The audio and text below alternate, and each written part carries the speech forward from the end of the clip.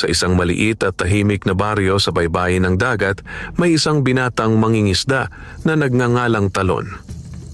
Mahirap ang kanyang buhay at halos araw-araw ay pakikipaglaban sa gutom ang kanyang kinahaharap. Ang kanyang kubo ay yari lamang sa pawid at kawayan, nakatayo sa gilid ng mabatong dalampasigan kung saan malakas ang hampas ng alon tuwing gabi. Wala nang magulang si Talon. Bata pa lamang siya nang tangay ng malakas na bagyo ang bangka ng kanyang ama sa gitna ng dagat. Hindi na ito muling nakita. Ilang taon naman ang lumipas bago sumunod sa sakit ang kanyang ina. Mula noon ay mag-isa na lamang siyang namuhay. Ang tanging yaman niya sa mundo ay isang lumang bangka at isang lambat na maraming beses ng tinahi. Ito ang ginagamit niya araw-araw upang makahuli ng isda. Ngunit sa kabila ng kanyang pagsisikap, tila ba sinusubok siya ng kapalaran. May mga araw na halos wala siyang nahuhuli. Minsan ay 2 o 3 maliliit na isda lamang ang kanyang naiuuwi. Ang mga iyon ay kadalasan niyang ipinagbibili sa palengke upang makabili ng kaunting bigas. Kung may matiraman ay saka lamang siya makakakain. Sa baryo ay marami ang naaawa sa kanya, ngunit mayroon ding ilan na minamaliit ang kanyang kalagayan. Si Talon, ang malas na mangingisda, madalas sabihin ng mga tao sa tabing tindahan. Kung ako sa kanya, aalis na lang ako sa baryong ito. Walang biyaya ang dagat para sa kanya. Ngunit kahit ganoon ang naririnig, hindi kailanman sumuko si Talon. Bawat madaling araw, bago pa sumikat ang araw, ay tumutulak na siya sa dagat.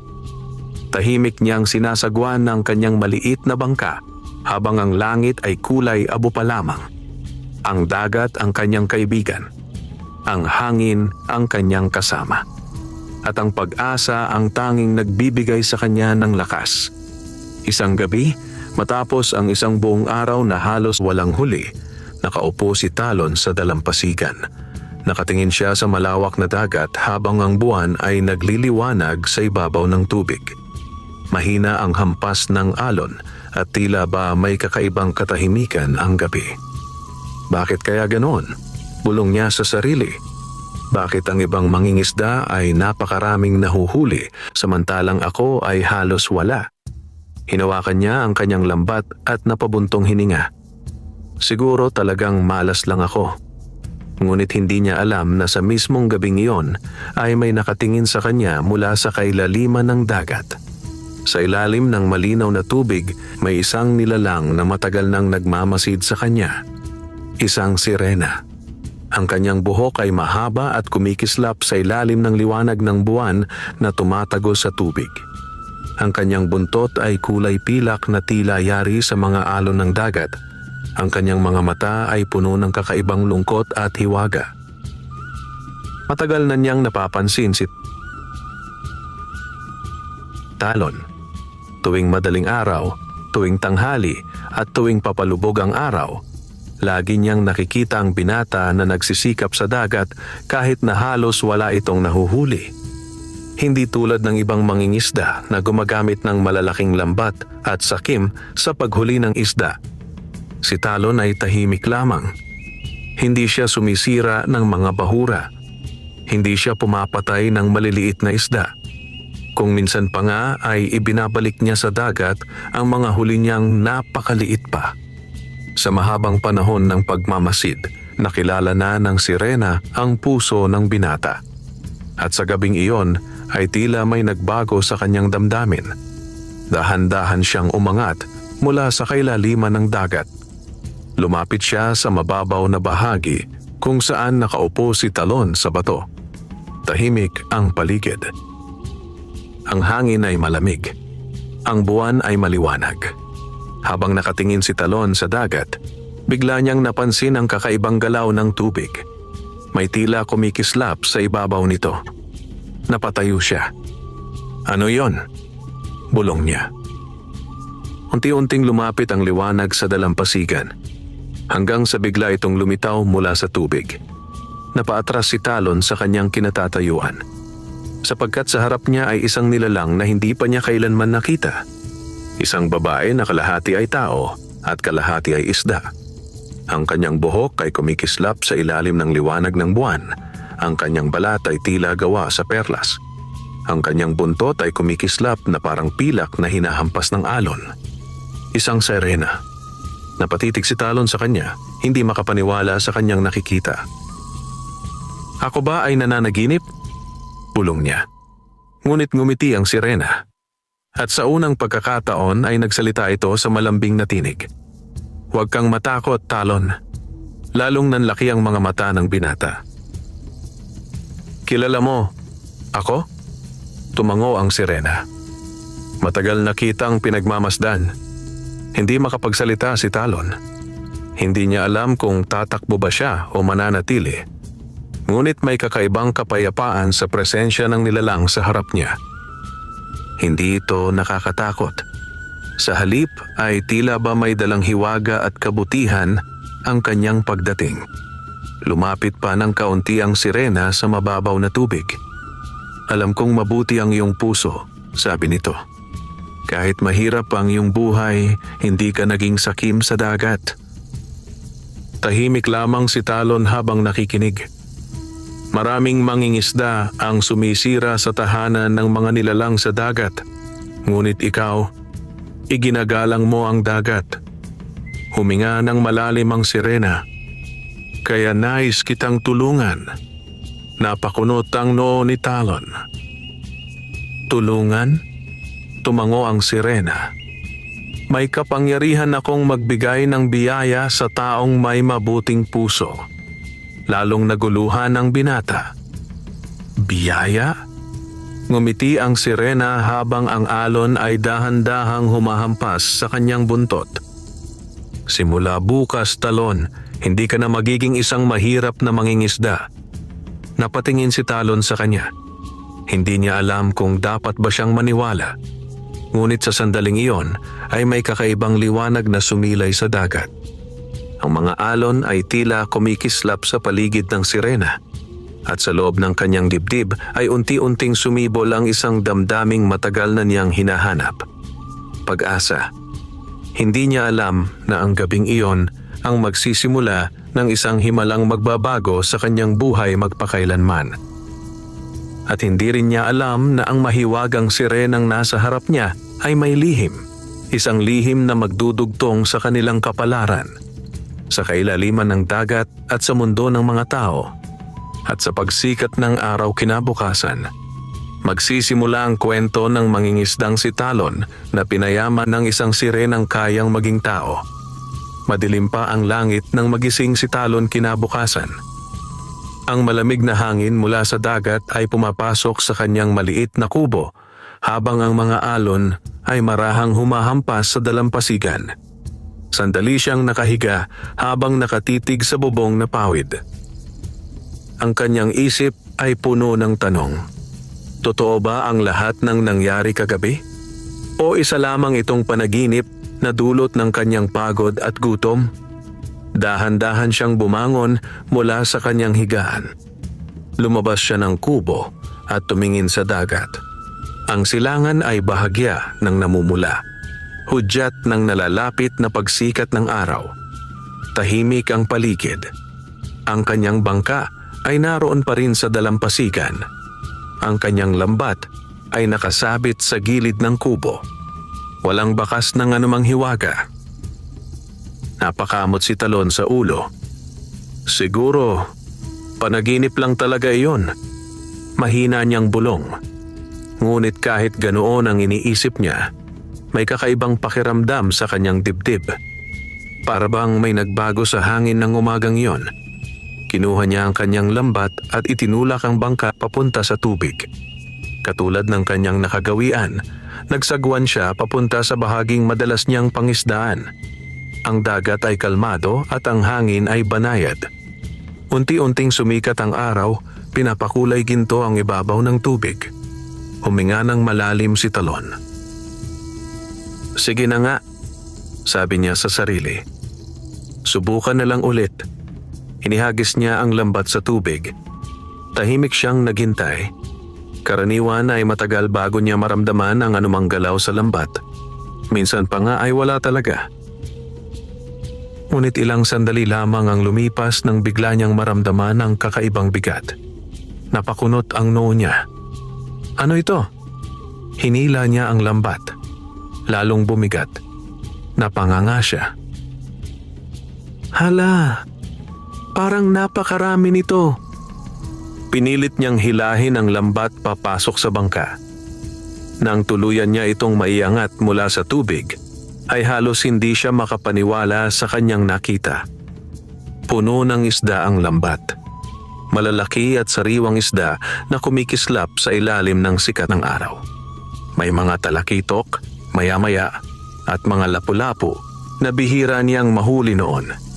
Napaupo si Talon sa bangka habang nakatitig sa kanyang huli. Hindi ito maaari. Hindi kailanman nangyari sa kanya ang ganoong karaming huli sa isang bagsak ng lambat. Ngunit hindi pa doon nagtatapos ang hiwaga. Nang ihagis niya muli ang lambat sa tubig, muli na namang napuno ito ng mga isda. At nang pangatlong beses niyang subukan, ganoon pa rin ang nangyari. Parang ang buong dagat ay kusang nagbibigay sa kanya ng biyaya. Napangiti si Talon habang ang kanyang dibdib ay napuno ng saya. Naalala niya ang sinabi ng sirena kagabi. Simula bukas, hindi ka na magiging mahirap. Napatingin siya sa malawak na dagat. Kung totoo man iyon, bulong niya, maraming salamat sa iyo. Pagbalik niya sa baryo, halos hindi magkasya sa kanyang bangka ang mga nahuli niyang isda. Ang ibang mangingisda ay napahinto sa kanilang ginagawa habang pinagmamasdan siya. Aba, si Talon ba yun? Bakit ang dami ng huli niya? Ano ang nangyari sa dagat? Hindi sila makapaniwala. Ang mangingisdang kilala nilang malas ay biglang may dalang napakaraming isda. Dumiretso si Talon sa palengke. Agad na pinagtulungan ng mga mamimili ang pagbili ng kanyang mga huli. Hindi nagtagal ay ubos ang lahat ng isda. Sa unang pagkakataon sa mahabang panahon, ang supot ni Talon ay puno ng barya at papel na salapi. Habang naglalakad siya pauwi sa kanyang kubo, pakiramdam niya ay magaan ang kanyang mga paa. Nakabili siya ng bigas. Nakabili siya ng tuyo. Nakabili pa siya ng bagong lambat.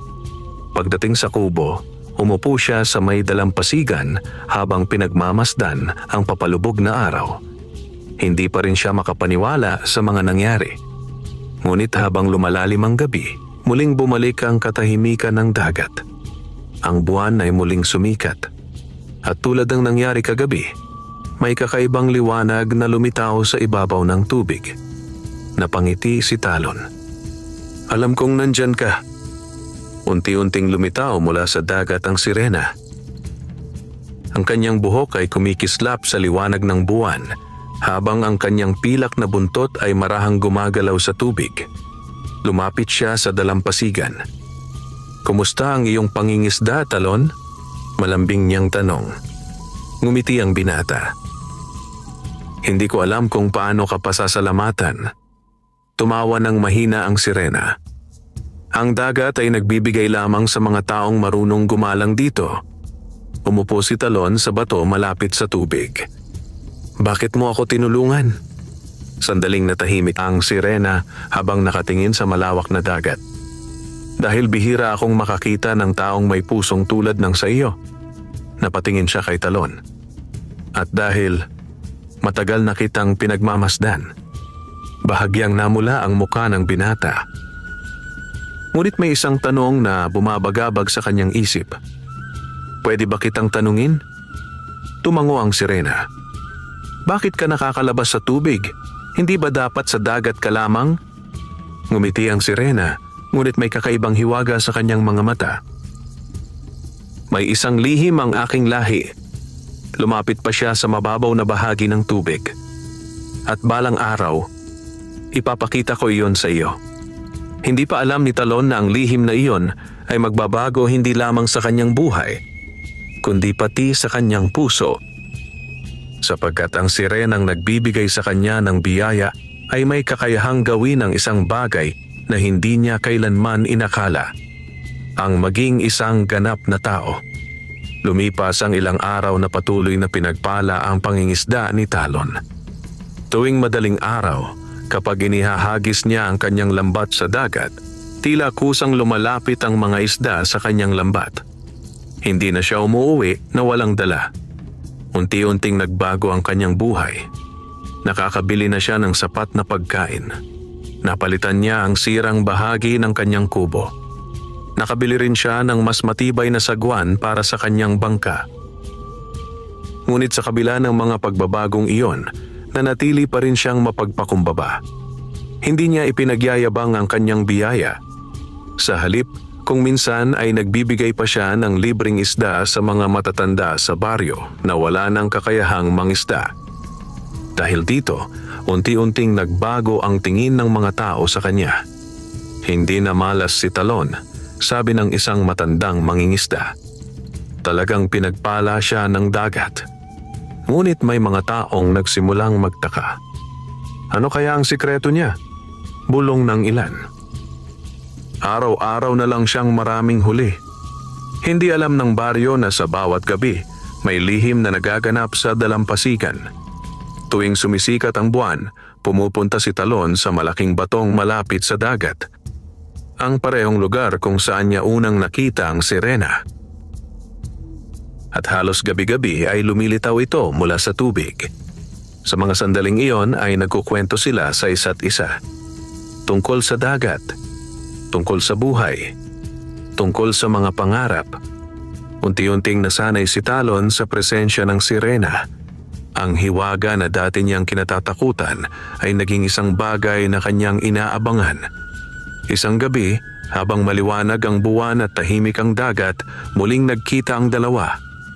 Nakaupo si Talon sa bato habang nakatingin sa tubig. "Matagal ka yata ngayon?" sabi niya nang mapansin ang paglitaw ng sirena. Ngumiti ito habang umaangat mula sa alon. "May mga bagay sa ilalim ng dagat na kailangan kong asikasuhin," sagot niya. Umupo si Talon sa gilid ng bato at inilubog ang kanyang mga paa sa tubig. "Alam mo," sabi niya, "kung hindi dahil sa iyo, baka matagal na akong umalis sa baryong ito." Bahagyang tumawa ang sirena. "Hindi. Ang dagat ay laging may gantimpala sa taong matiyaga." Sandaling natahimik ang dalawa. Tanging ang marahang hampas ng alon ang maririnig. Pagkaraan ng ilang sandali ay naalala ni Talon ang tanong na matagal nang nasa isip niya. "Sinabi mo dati na may lihim ang iyong lahi," sabi niya. Tumingin ang sirena sa kanya. "Oh, pwede mo na bang sabihin?" Tahimik na tumingin ang sirena sa buwan. Para bang nag-iisip siya kung dapat ba niyang ipakita ang kanyang lihim. Maya-maya ay dahan-dahan siyang lumapit sa mababaw na bahagi ng dalampasigan. "Talon," sabi niya sa malumanay na tinig. "Ang lahi namin ay may kapangyarihang hindi alam ng mga tao." Napakunot ang noo ng binata. "Ano iyon?" Ngumiti ang sirena. "Kapag tinamaan ng liwanag ng buwan ang aming buntot habang kami ay nasa lupa, maaari kaming maging tao." Napanganga si Talon. "Talaga?" Tumango ang sirena. Lumapit pa siya sa dalampasigan hanggang sa halos nasa lupa na ang kalahati ng kanyang katawan. Tinamaan ng maliwanag na sinag ng buwan ang kanyang pilak na buntot. At sa mismong sandaling iyon ay may kakaibang liwanag na kumalat sa paligid. Kumikislap ang tubig. Parang may mga bituin na sumasayaw sa hangin. Hindi makapaniwala si Talon sa kanyang nakita. Unti-unting nagbago ang buntot ng sirena. Ang mga pilak na kaliskis ay naglaho. Ang mahaba nitong buntot ay naging 2 paa ng tao. Napaatras si Talon sa sobrang pagkagulat. Sa harap niya ngayon ay isang napakagandang babae. Ang kanyang buhok ay mahaba at kumikislap sa liwanag ng buwan. Ang kanyang balat ay maputi na tila gawa sa perlas. Ngunit ang pinaka nakapagtataka ay ang kanyang mga paa. Mga paa ng isang tunay na tao. Ngumiti ang babae habang nakatayo sa buhangin. "Iyan ang aking lihim." Hindi makapagsalita si Talon. Pakiramdam niya ay tumigil ang mundo sa sandaling iyon. Hindi ako makapaniwala, sabi niya sa wakas. Naglakad ang babae ng dahan-dahan sa buhangin. Tila ba sanay na siya sa paglalakad bilang tao. Kapag sumikat ang araw, babalik din ang aking buntot, paliwanag niya. Tanging sa gabi lamang ako maaaring maging ganito. Matagal na tinitigan ni Talon ang babae. Ibig sabihin, pwede kang mabuhay kasama ng mga tao? Ngumiti ang sirena. Kung gugustuhin ko. Sandaling natahimik ang dalawa habang ang hangin sa dagat ay marahang dumadampi sa kanila. May kakaibang damdamin na nagsisimulang mabuo sa puso ni Talon. Hindi lamang paghanga, hindi lamang pagtataka, kundi isang damdaming hindi pa niya nararamdaman kailanman. Talon, sabi ng babae. Oo? Ano ang tingin mo sa mundo ng mga tao? Napaisip ang binata. Mahirap, pero maganda. Bakit? Dahil kahit mahirap ang buhay, may mga taong handang magmahal at tumulong sa isa't isa. Tahimik na napangiti ang sirena. Para bang ang sagot ni Talon ay matagal na niyang hinihintay. Hindi alam ng binata na sa sandaling iyon ay unti-unting nagbabago ang kapalaran ng dalawa. Sapagkat ang sirena na nagiging tao tuwing gabi ay nagsisimula ng magkaroon ng isang pangarap. Isang pangarap na matagal nang ipinagbabawal sa kanilang lahi. Ang mamuhay sa mundo ng mga tao, kasama ang mangingisdang nagngangalang Talon. Mula nang ipakita ng sirena ang kanyang kakayahang maging tao, lalo pang naging mahiwaga ang bawat gabi sa buhay ni Talon. Hindi na lamang sila nag-uusap sa pagitan ng tubig at lupa. Ngayon ay magkasama na silang nakaupo sa buhangin habang pinagmamasdan ang buwan at ang tahimik na dagat. Sa tuwing sasapit ang gabi, dumadating ang sirena sa parehong dalampasigan. At sa ilalim ng liwanag ng buwan, ang kanyang pilak na buntot ay nagiging dalawang paa ng tao. Unti-unti na ring nasanay si Talon sa kanyang presensya. Sa una ay nahihiya pa siyang tumingin ng matagal sa sirena kapag ito ay nasa anyong tao. Ngunit habang tumatagal ay nagiging natural na lamang ang kanilang samahan. Isang gabi, maliwanag ang buwan at banayad ang hangin mula sa dagat. Ang mga alon ay marahang humahampas sa dalampasigan habang ang mga bituin ay kumikislap sa kalangitan. Nakaupo si Talon sa buhangin habang inaayos ang isang bagong lambat na binili niya mula sa palengke. Lumabas mula sa tubig ang sirena at tulad ng dati, nang tamaan ng liwanag ng buwan ang kanyang buntot, ito ay unti-unting naging dalawang paa. Naglakad siya papunta kay Talon. Abala ka yata, sabi niya habang nakangiti. Napatingin si Talon at napangiti rin. Ayusin ko lang ito. Ayokong masira agad. Umupo ang sirena sa tabi niya at pinagmamasdan ang ginagawa ng binata. Matagal silang hindi nagsalita. Ngunit ang katahimikan ay hindi nakakapagpabigat sa kanilang pakiramdam. Sa halip ay parang may kapayapaan sa sandaling iyon. Talon, sabi ng sirena makalipas ang ilang sandali. Oo? Masaya ka ba sa buhay mo ngayon? Huminto sa pag-aayos ng lambat ang binata. Tumingin siya sa malawak na dagat. Masaya, sagot niya. Mas masaya kaysa dati. Bakit? Dahil hindi na ako nagugutom at dahil may kausap na ako tuwing gabi. Napangiti ang sirena ngunit bahagya ring yumuko ang kanyang ulo. May isang bagay na bumabagabag sa kanyang isip. Napansin niyon ni Talon. May problema ba? Tanong niya. Umiling ang sirena ngunit makikita sa kanyang mga mata ang pag-aalinlangan. Talon, sabi niya sa mahinang tinig. May mga bagay na hindi mo pa alam tungkol sa aming lahi. Napakunot ang noo ng binata. Ano iyon? Tumingin ang sirena sa dagat na tila ba may naaalala siyang hindi maganda. Hindi dapat nakikipag-ugnayan ng mga sirena sa mga tao. Napanganga si Talon. Bakit? Dahil kapag nalaman ng mga pinuno ng aming lahi na ako ay lumalapit sa mundo ng mga tao, maaari nila akong parusahan. Natahimik si Talon. Parusahan? Paano? Hindi agad sumagot ang sirena. Sa halip ay tumingin siya sa buwan. Maaaring ipagkait sa akin ang aking kapangyarihan o hindi na ako makabalik sa ibabaw ng dagat. Naramdaman ni Talon ang bigat ng kanyang sinabi.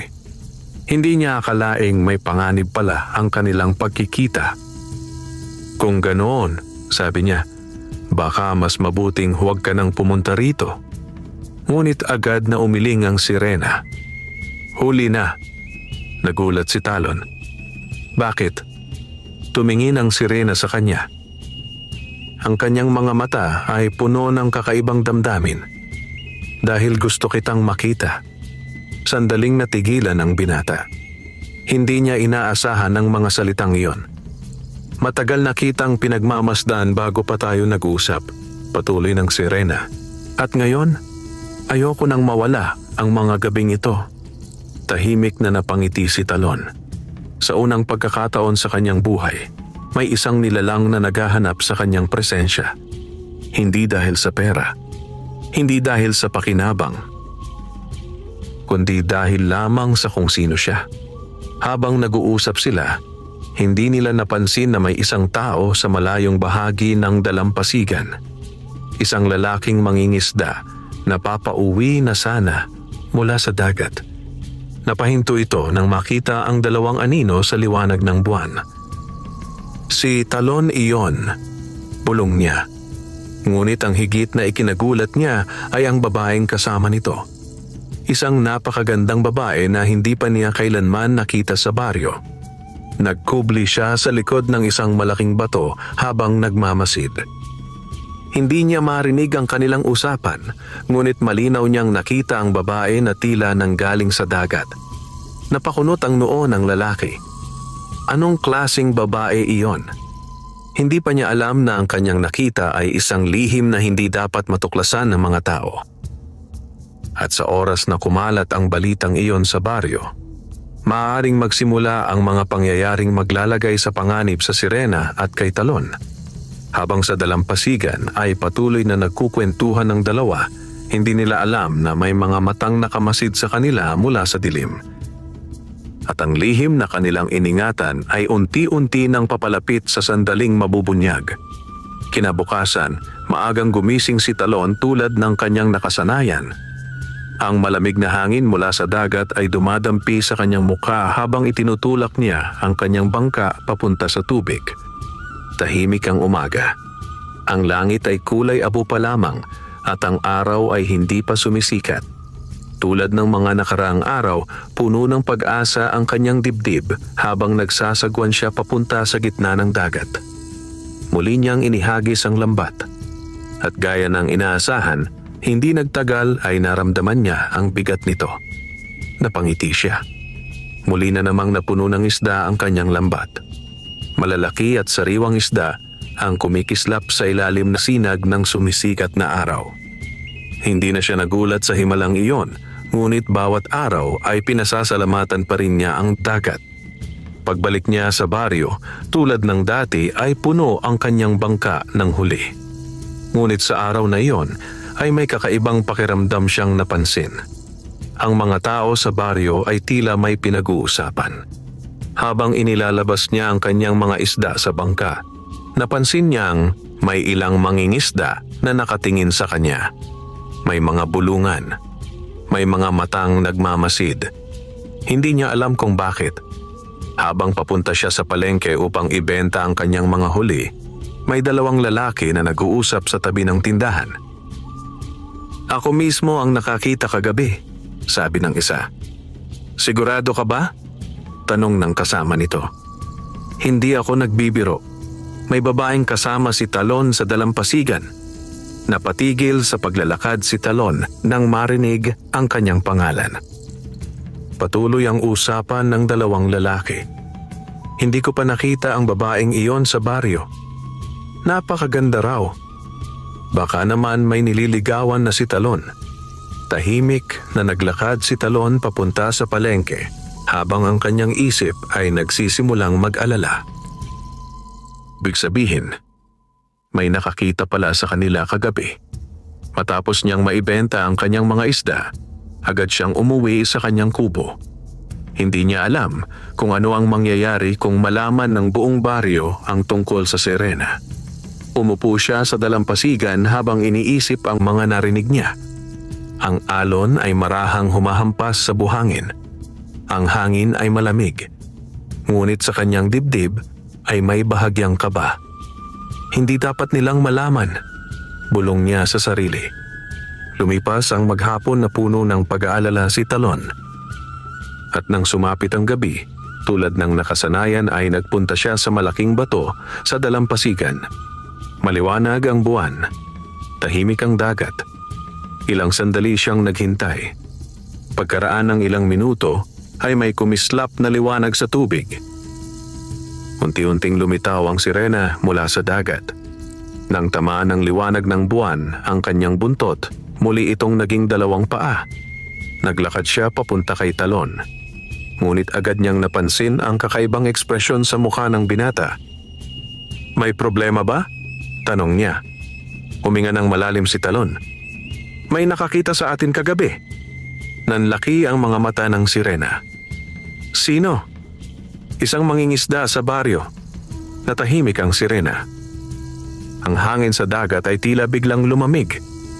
Kung kumalat ang balitang iyon, mahina niyang sabi. Napayuko si Talon. Baka mapahamak ka. Sandaling walang nagsalita sa kanilang dalawa. Ang tanging maririnig ay ang hampas ng alon sa dalampasigan. Maya-maya ay dahan-dahang tumingin ang sirena kay Talon. Kung mangyari man iyon, hindi kita sisisihin.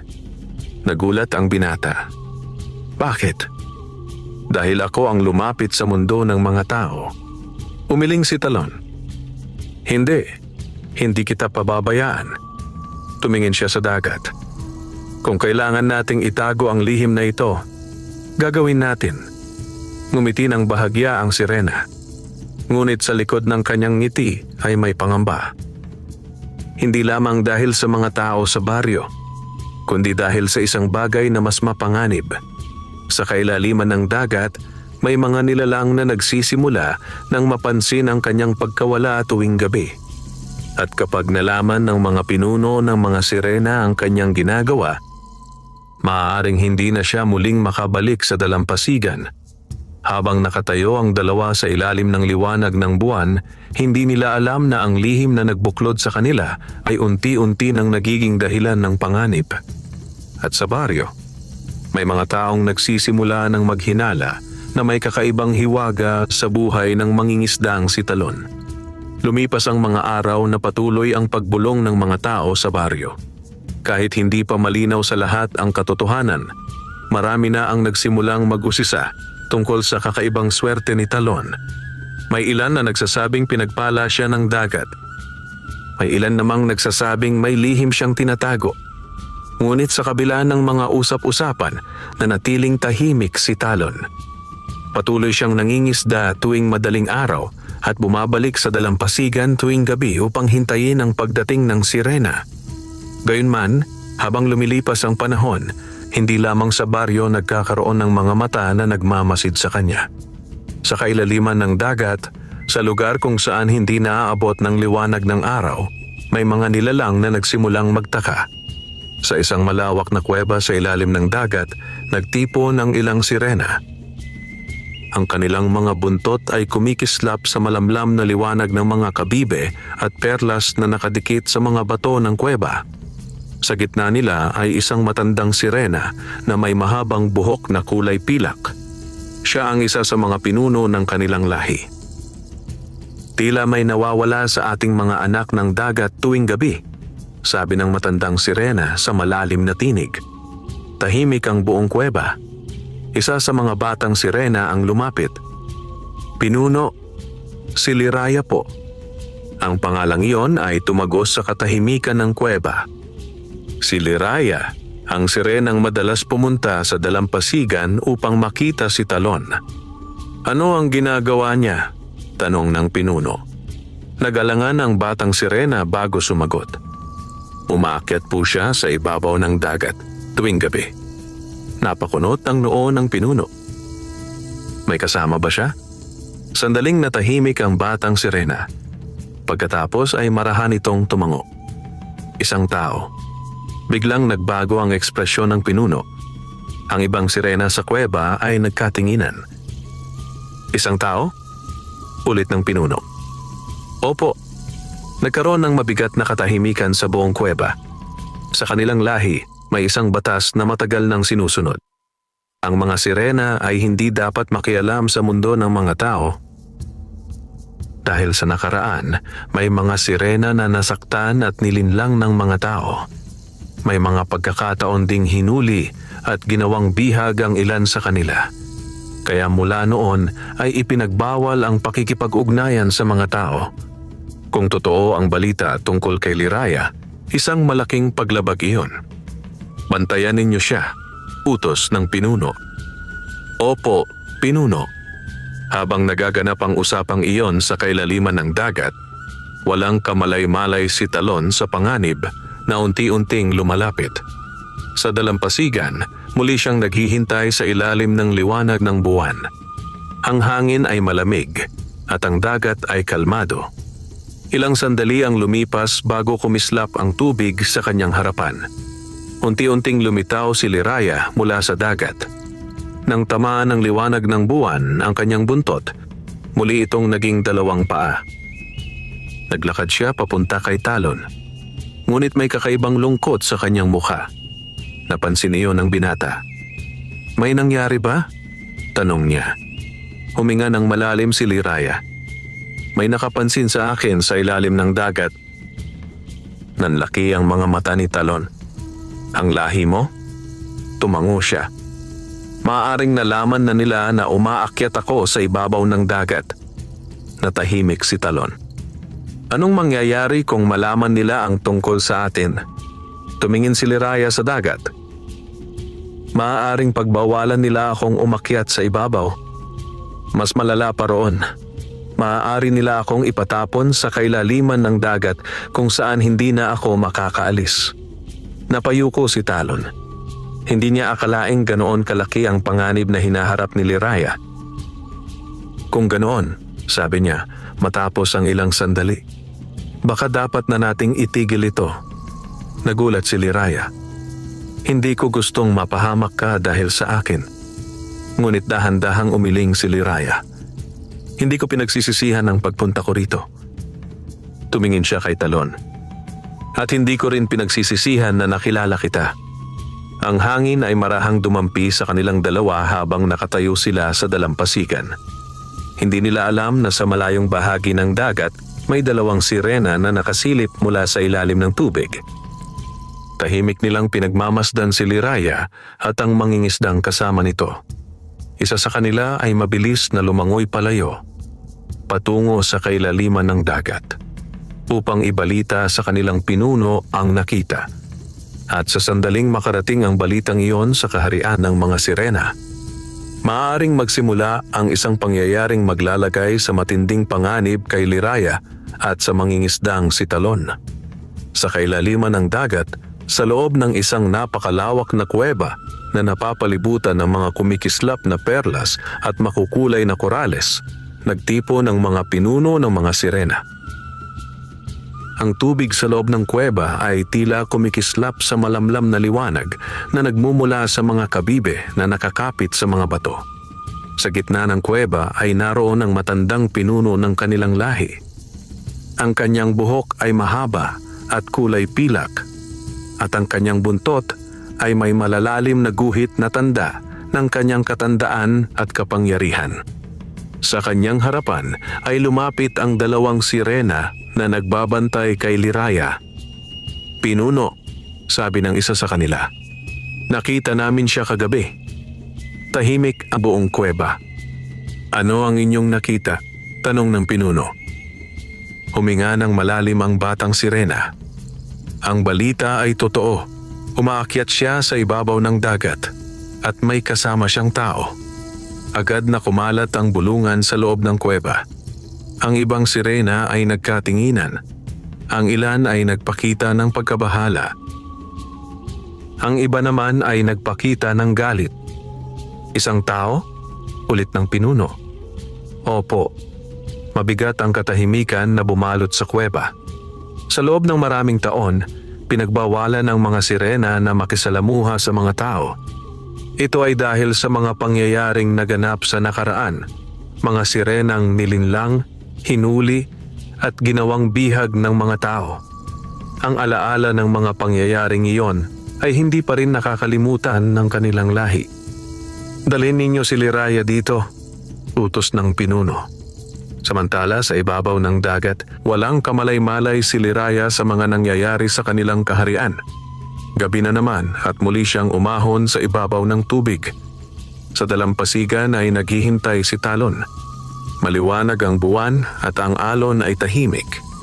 Nang tamaan ng liwanag ng buwan ang kanyang buntot, muli itong naging dalawang paa ng tao. Naglakad siya papunta kay Talon. Ngunit bago pa man siya makapagsalita, biglang kumislap ang tubig sa kanilang paligid. 3 sirena ang sabay-sabay na umangat mula sa dagat. Nanlaki ang mga mata ni Talon. Hindi pa siya kailanman nakakita ng ibang sirena bukod kay Liraya. Ang 3 sirena ay may seryosong mukha habang nakatingin kay Liraya. Liraya, sabi ng isa sa kanila. Bahagyang natigilan si Liraya. Bakit kayo narito? Pinapatawag ka ng pinuno ng ating lahi. Biglang bumigat ang hangin sa paligid. Ngayon na, dagdag ng isa pang sirena. Napatingin si Liraya kay Talon. Alam niyang hindi niya maaaring tanggihan ang utos ng kanilang pinuno. Sandali lang, sabi niya sa mga sirena. Pagkatapos ay lumingon siya kay Talon. May lungkot sa kanyang mga mata. Kailangan kong bumalik sa kaharian namin. Naramdaman ni Talon ang bigat ng sitwasyon. Babalik ka pa ba? Tanong niya. Hindi agad sumagot si Liraya. Sa kanyang isip ay alam niyang maaaring iyon na ang huling gabi na magkikita sila. Hindi ko alam, sagot niya sa wakas. Para bang may kumirot sa dibdib ni Talon. Ngunit pinilit niyang ngumiti. Kung ganoon, hihintayin kita. Napangiti si Liraya ng bahagya. Pagkatapos ay dahan-dahan siyang umatras papunta sa tubig. Unti-unting bumalik ang kanyang buntot habang lumulubog siya sa dagat. Kasama ang 3 sirena, mabilis silang lumangoy papunta sa kailaliman. Habang nakatayo si Talon sa dalampasigan, nakatingin siya sa dagat na unti-unting nagiging tahimik. Hindi niya alam kung ano ang mangyayari kay Liraya. Hindi niya alam kung muli pa ba silang magkikita. Ngunit sa kanyang puso ay nararamdaman niyang may malaking pagsubok na paparating. Samantala, sa kailaliman ng dagat, papalapit na si Liraya sa kaharian ng kanilang lahi. At doon, naghihintay ang isang hatol na maaaring maghiwalay sa kanya at sa mangingisdang si Talon magpakailanman. Sa kailaliman ng dagat, sa loob ng napakalaking kuweba na nagsisilbing kaharian ng mga sirena, dinala si Liraya ng 3 bantay na sirena. Ang paligid ay tahimik ngunit mabigat ang hangin. Sa gitna ng kuweba ay naroon ang matandang pinuno ng kanilang lahi. Nakaupo siya sa isang trono na yari sa malalaking kabibe at korales. Sa kanyang paligid ay nakapwesto ang iba pang matatandang sirena na nagsisilbing tagapayo. Paglapit ni Liraya ay agad siyang yumuko bilang paggalang. Pinuno, sabi niya. Matagal siyang tinitigan ng matandang sirena. Liraya, sabi nito sa mabigat na tinig. Totoo ba ang aming narinig? Tahimik ang buong kuweba. Opo, pinuno. Araw-araw kang umaakyat sa ibabaw ng dagat. Opo. At nakikipagkita ka sa isang tao. Bahagyang yumuko si Liraya. Opo. Biglang kumalat ang bulungan sa buong kuweba. Ang ibang sirena ay nagpakita ng galit. Ang iba naman ay nagpakita ng pagkabahala. Alam mo ang batas ng ating lahi, sabi ng pinuno. Opo. Bakit mo nilabag ang batas na iyon? Sandaling natahimik si Liraya. Sa kanyang isip ay naalala niya ang unang gabi na nakita niya si Talon sa dalampasigan. Ang binatang tahimik na nakaupo sa bato habang pinagmamasdan ng dagat. Ang mangingisdang hindi sakim. Ang lalaking may mabuting puso. Dahil siya ay mabuting tao, sagot niya. Napakunot ang noo ng pinuno. Maraming beses na nating narinig ang ganyang dahilan. Tao pa rin siya. Tao na maaaring manlinlang, manghuli o magdulot ng panganib sa ating lahi. Ngunit hindi umatras si Liraya. Hindi siya ganoong tao. Paano ka nakasisiguro? Matagal ko siyang pinagmamasdan. Tahimik ang buong kuweba habang nakikinig ang mga sirena sa kanyang mga salita. Hindi siya sakim sa dagat. Hindi niya sinisira ang mga bahura. Hindi niya pinapatay ang maliliit na isda. Siya ay may mabuting puso. Sandaling natahimik ang pinuno. Pagkatapos ay nagsalita ito. Ngunit nilabag mo pa rin ang batas. Napayuko si Liraya. Opo, pinuno. Alam mo ba ang parusa sa ginawa mo? Opo. Ang ibang sirena ay nagsimulang magbulungan. Ang parusa sa pakikipag-ugnayan sa mga tao ay mabigat.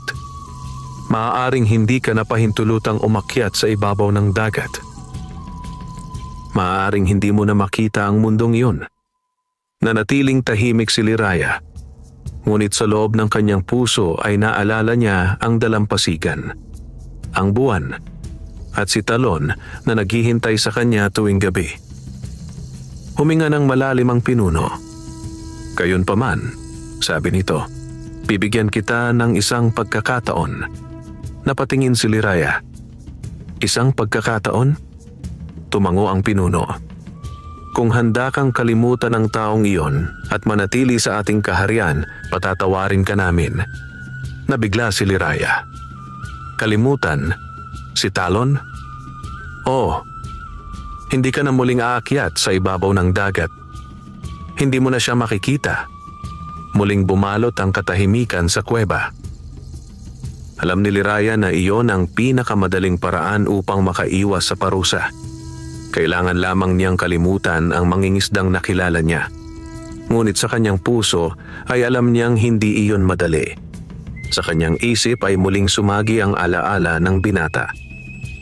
Ang kanyang kabaitan, ang kanyang mga ngiti, at ang paraan ng kanyang paghihintay tuwing gabi. Dahan-dahang tumingala si Liraya. At kung hindi ko siya kalimutan? Tanong niya. Ang mga mata ng pinuno ay naging malamig. Kung ganoon, pipili ka sa pagitan ng dalawang mundo. Tao o dagat. Nanlaki ang mga mata ni Liraya. Kung pipiliin mong manatili sa mundo ng mga tao, hindi ka na muling makakabalik sa aming kaharian. Ang buong kuweba ay natahimik. Ang desisyon na iyon ay hindi lamang simpleng pagpili. Ito ay isang desisyong magbabago sa kanyang buong buhay. Sa ibabaw ng dagat, sa dalampasigan, walang kamalay-malay si Talon sa mga nangyayari sa ilalim ng dagat. Sa ilalim ng liwanag ng buwan, muli siyang nakaupo sa malaking bato. Naghihintay. Umaasa. Habang pinagmamasdan ng tahimik na dagat, hindi niya alam na sa mismong sandaling iyon, ang sirenang kanyang hinihintay ay kailangang pumili sa pagitan ng kanyang kaharian at ng mangingisdang si Talon. Sa kailaliman ng dagat ay nananatiling tahimik ang buong kuweba ng mga sirena. Lahat ng mata ay nakatutok kay Liraya habang hinihintay ang kanyang sagot. Ang alon sa loob ng kuweba ay marahang gumagalaw, ngunit ang katahimikan ay mabigat. Sa harap niya ay nakaupo ang pinuno ng kanilang lahi, matanda at makapangyarihan, naghihintay sa kanyang desisyon. Pumili ka, sabi ng pinuno. Ang mundo ng dagat o ang mundo ng mga tao? Naramdaman ni Liraya ang bigat ng mga salitang iyon. Kung pipiliin niya ang dagat, mananatili siyang bahagi ng kanyang lahi. Patuloy siyang mabubuhay sa kanilang kaharian kasama ang mga sirena na matagal na niyang kinilala. Ngunit hindi na niya muling makikita si Talon.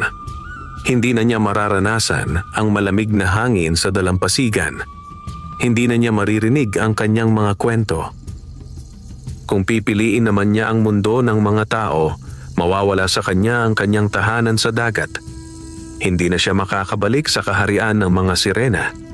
Habang iniisip niya ang dalawang landas, naalala niya ang unang gabi na nakita niya si Talon.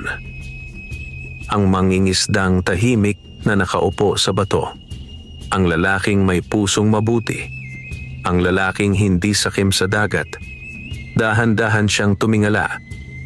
"Pinuno," sabi niya sa malinaw ngunit mahinang tinig. Natahimik ang buong kuweba. Pinipili ko ang mundo ng mga tao. Parang huminto ang daloy ng tubig sa sandaling iyon.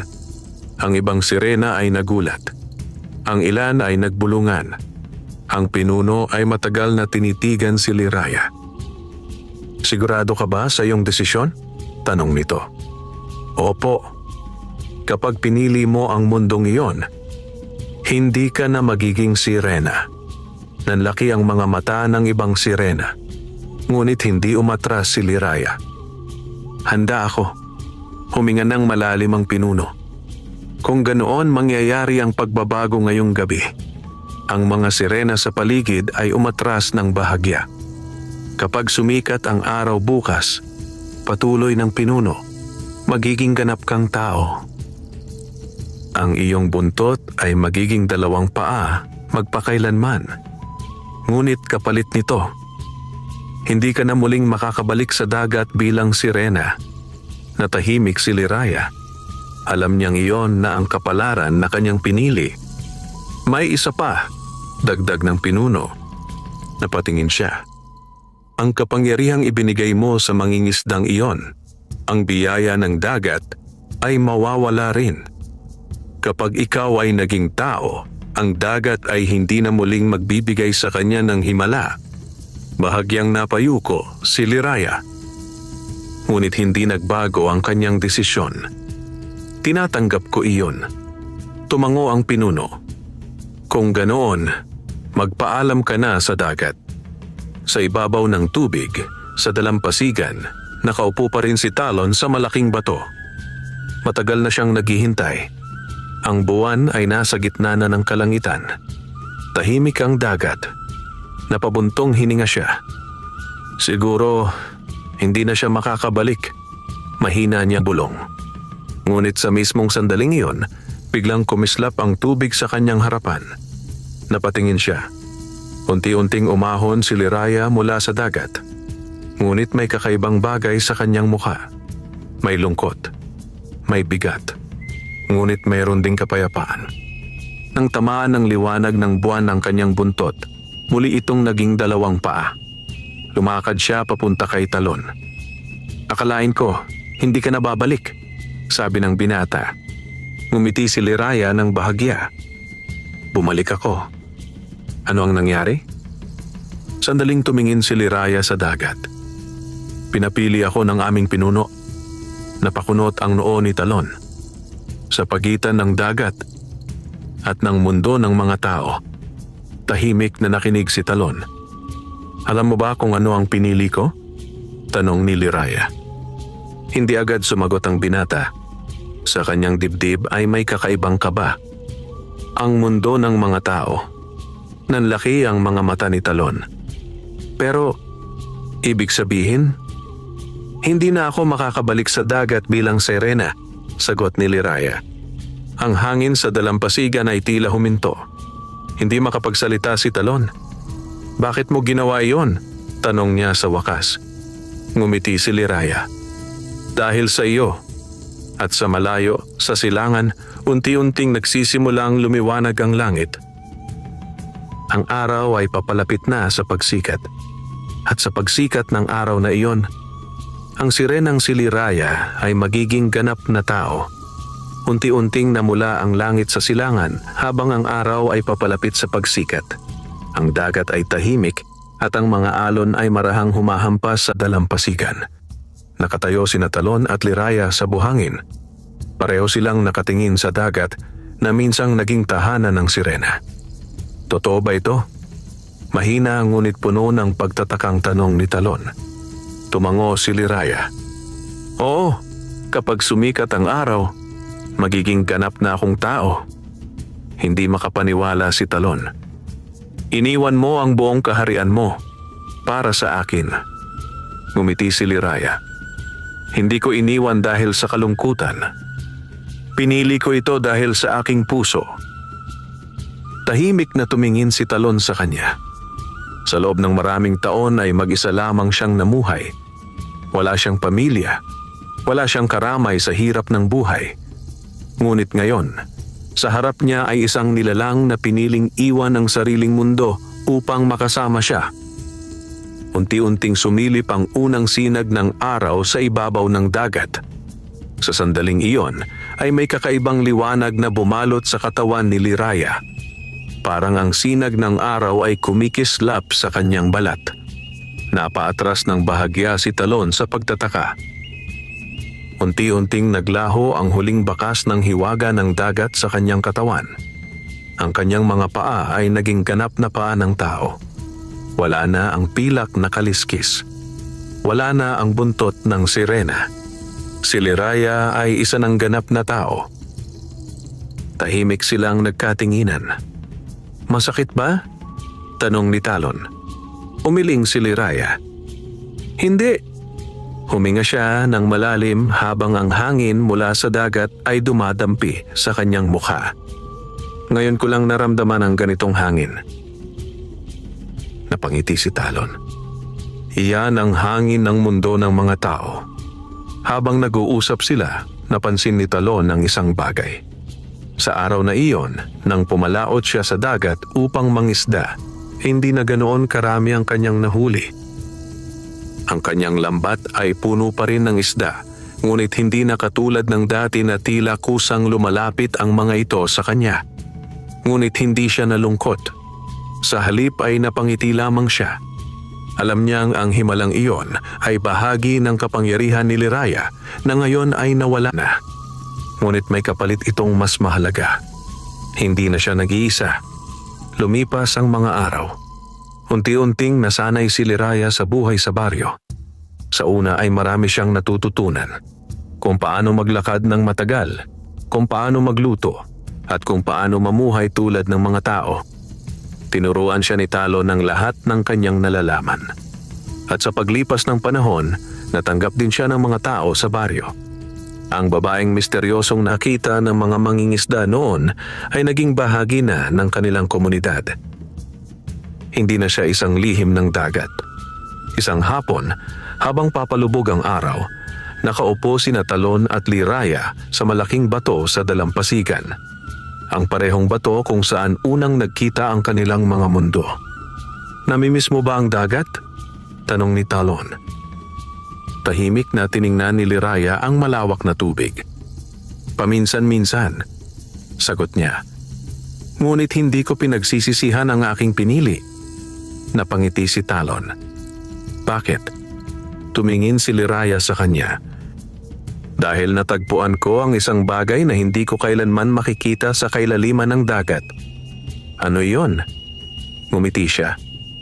Isang puso na marunong magmahal. Tahimik na nagkatabi ang dalawa habang pinagmamasdan ang papalubog na araw. Ang dagat ay patuloy na gumagalaw. Ang hangin ay patuloy na umiihip. Ngunit sa dalampasigang iyon ay nagsimula ang isang bagong kwento. Hindi na tungkol sa sirena at sa dagat, kundi tungkol sa dalawang nilalang mula sa magkaibang mundo na pinagbuklod ng kabutihan at pag-ibig. At mula sa araw na iyon, ang dating mahirap na mangingisdang si Talon ay hindi lamang pinagpala ng dagat. Siya ay pinagpala ng kapalaran sapagkat natagpuan niya ang isang kasama sa buhay, ang sirenang naging tao upang makasama siya sa mundo ng mga tao. Wakas,